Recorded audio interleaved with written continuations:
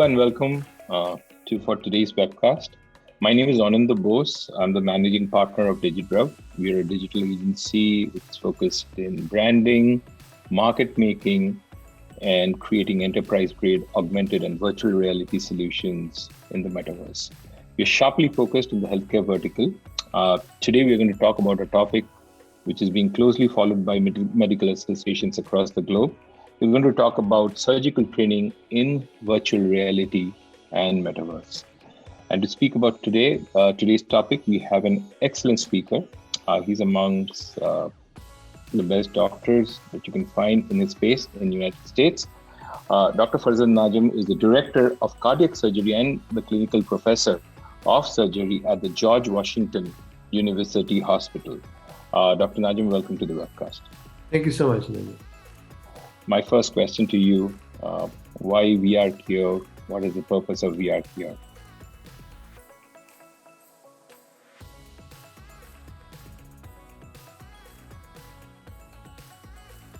Why VR Cure? Because the idea started germinating about a year ago that in surgery space, when a trainee tries to work and learn the skill set, it's very difficult. The learning curve is very steep, and we have no other choice to have the trainees train on actual human beings. Like in comparison, a pilot who flies a multi-million-dollar plane, before he can fly, he has to clock many hours on a simulator. So the idea was that how can you create simulation in the space and field of surgery, not only cardiac surgery, but in the field of surgery. So the whole idea was to have a simulation which is as close to reality as possible, so that before we actually a trainee or a surgeon or a nurse or a medical student touches a patient, they are well versed in the anatomy, the workings, the skill set and required, and the steps that are required to perform a surgical procedure. And that was the whole idea, to create and start with a smaller space in the metaverse that the trainee or the subject or the person who's actually learning to do a procedure can learn at their own time, in their own space, in their own comfort level, so that they're not sitting in front of a computer screen for hours and hours and learn that way. Perfect. And this module, that you're developing, please, I think, the viewers would love to know the module that you're developing currently, and why did you select this module? So the module that we are working on, which is almost close to completion, is one set of many modules to come in the future. The module that we were working on is called Veno extracorporeal membrane oxygenation. Just to simplify, extracorporeal membrane oxygenation is a way to support human life with machines. And these machines can support vital organ functions with circulating blood, which is oxygenated, and carbon dioxide is removed. So it can support the function of the lungs and the heart. Now, in the last 15 to 20 years, it has really taken off. As patients get sicker and sicker and the technology grows more and more, this technology has really come to the forefront to support patients who are really very sick, especially during COVID times.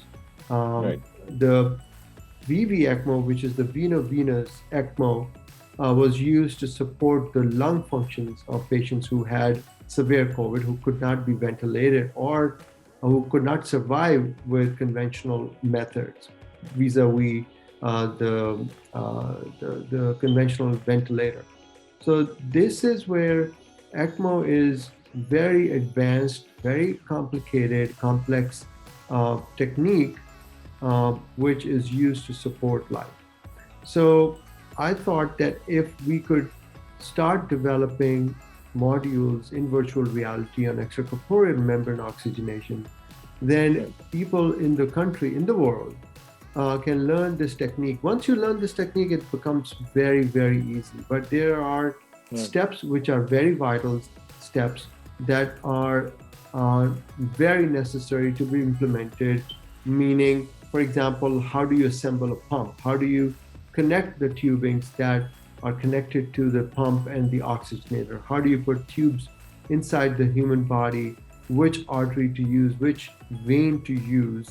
And then how do you manage these patients? Again, I will use the example of flying a plane. You basically learn the controls in the cockpit with these modules. Then you learn how to fly the plane. How do you get to the cruising altitude, and how do you land the plane? So you can, a user can do this over and over and over again till they're actually comfortable. And when it's time to actually do it on an actual human being, the because of the versatility of our modules, the user will be very well versed in actually doing the procedure without impediments and roadblocks and hurdles. Wonderful. Wonderful. And we also hope that the patient outcomes will be better because, if you practice something over a period of time, I think in many other parts of the world, I know for sure they might not have the skills to do things like what you're doing. They can learn, from experts. It's like a master class in Metaverse. Absolutely. And I think the whole idea was to uh, shorten the learning curve. And unfortunately, in reality, uh, the state of the art way still in 2022 is to have the learning curve on the patients. When I learn a new procedure or develop a procedure or somebody learns a new procedure, they of course go through the didactics of what the procedure is. Then once they have, unfortunately, the time frame between learning the didactics, seeing somebody do that procedure, and actually doing that procedure could be months before you actually do it. And that by that time, your memory fades and the steps are not very fresh in one's mind. So the learning curve is usually, depending on the complexity of the procedure, is could be 20 procedures or 15 procedures or 50 procedures. And initially, these procedures are proctored by somebody who is very well versed in these procedures, and that person can come and help out. Um, but unfortunately, the price that is paid for the learning curve is by the patients, Of course. because there's no other way to learn these procedures without doing it on human beings. So that's Yes. why the volume, the higher the volume of a center, the better the outcomes are. And this is where what our idea at our Cure is to Mhm. shorten the learning curve, so that we can make procedures very, very safe for the patients. So if, for example, if you are uh, doing a ventricular assist device implantation and a surgeon has not done this procedure before, they can practice this procedure night before and practice it 100 times if they have the time, and practice it as much as you want to, so that once a person or surgeon is performing that procedure, the steps are replicated because it's muscle memory. Our Yes. hands do what our mind tells us to do, and That's our true. mind does what our memory is. So this is Yes. VR Cure is building muscle memory so that the steps of a procedure, of a technique, are completely um, streamlined, and the surgeon doesn't have to think about it. Perfect. Perfect. Which leads me to my next question. So the users of these modules would typically be maybe, if I may use this term, junior surgeons, and who else can, once this module is built, since it's in the metaverse, it's like Netflix. Anybody who has access can um, see it. Who would be your users you would recommend? So it depends on what module we are looking at. The module that we're building, which is Yes. the VV ECMO, Yes. it is anything you do in the medical space is now a team effort. If somebody is admitted to the hospital, that patient is taken care of by close to 100 patients, and every 100 people. I'm sorry, but every one of those 100 people have to have the knowledge base and the skill set to take care of that patient. So Yes. these modules have been broken down into smaller modules, so Yes. that there are certain modules which are necessary for the nursing staff. There are certain modules which are necessary for the respiratory technicians. There are Correct. certain modules which are necessary for the perfusionists. There are certain modules which are necessary for the surgeon to learn. And it could be cardiac surgeon, it could be a vascular surgeon, or it could be an intensivist, or it could be a pulmonologist, whoever would like to develop those sets to do that procedure. So they've been broken down into smaller modules so that, for example, a nursing staff, a critical care nurse who will be taking care of this patient who is in critical condition does not need to necessarily know how to put a cannula into the superior vena cava or the heart. Right. Uh, and then that is required by the surgeon who has the skill set and the licensure to do this. Now, on the other hand, the surgeon necessarily should know how the pump works, but it doesn't necessarily need to know how to put the pump together and start the pump, and what are the checks and balances one has to look um, during the running of the circuit.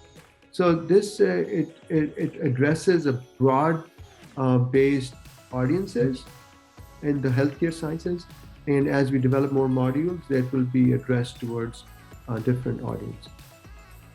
Fantastic. Fantastic. Yeah, definitely this, sounds very game changing. And I was reading a recent Forbes article, which I think got released 7 days back, which says about how VR, surgical training in VR is going to completely change the way people get trained, on surgery. So which is amazing. Um, a quick question to you is that what are the next modules, after this, if at all, you're thinking of the next module that you would probably land up doing? Well, we will continue to focus on ECMO, extracorporeal membrane oxygenation, because ECMO Hmm. as a platform, we are using this as a platform, and it should be a platform which is called extracorporeal life support. And it's a Yes. very broad-based platform. It Yes. is an open-ended technology, which could be uh, improvised based on the patient's need. So we will develop many multiple modules on extracorporeal life support. After that, our goal is to also focus on um, medical student education vis-a-vis anatomy, human anatomy. And then there are other modules which will be developed, which is my own field, which is cardiac surgery, the procedures that Yes. I know the best. I would Yes. want to replicate those procedures, the steps that I do to perform, for example, a mitral valve repair or an aortic valve replacement or a left ventricular assist device implantation or coronary artery bypass grafting. So those procedures will be developed in the virtual space so that a new user, a trainee, a resident, or a fellow who's learning to be a cardiac surgeon can practice those procedures in the virtual space, in the virtual reality, before they're actually doing that procedure on a person. Now, that's not only for the trainees, but even seasoned surgeons need to learn new procedures. Yes. And the seasoned surgeons, if there is the only way to learn or understand the procedure uh, is to either go see somebody do that procedure, but that's a very short-lived memory, or Yes. read the technique part of the procedure in publications, or watch honestly watch YouTube videos of that procedure a night Yes. before you do a procedure. But Yes. with this development of VR Cure virtual reality module, the surgeon can actually do the procedure before they actually do the procedure. That's true. So we are also learning a lot, from you, in this process. If somebody wants to get in touch with the stuff that you're doing, what's the best way for people to reach out who might like to adopt your modules? What we have, if you go to our website, it's called vrcure.com, and there are definitely ways to contact Yes. us, and Okay. I would be delighted to help anyone who would be interested in learning about the module. Fantastic. Before we close the webcast, any closing comments that you might have for our viewers?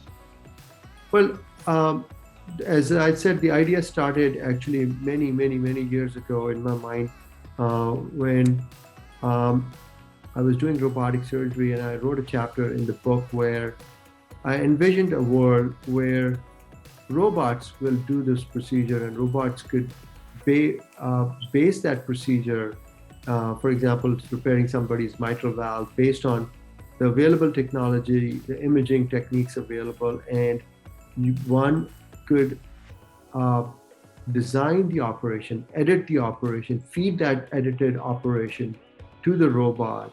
And the edited operation, because the robots will be so precise that those robots could do that edited procedure without the complications. So you could actually look in the future. So that actually was a thing of the science fiction. But with VR Cure and virtual reality, eventually my hope is that we will see the future where we can serve human beings and our patients in a very safe environment, and so that we can fly those planes and we can serve our patients in such a safe way that every time it's time to land the plane, every time it's time to perform a procedure. Of course, human body is very complicated and complex that we cannot predict how a human body is going to react to a procedure, but at least from a surgeon's standpoint, we minimize the medical errors or the surgical errors and provide the safest care that we absolutely can. Wonderful, wonderful. No, I think our viewers would learn a lot out of this interaction. So people, if you want to, learn a little more about VR Cure, it's www.vrcure.com, cure with a K. And Dr. Najim, I thank you for your time today. Thank you so much, Ian. Thank you. Bye.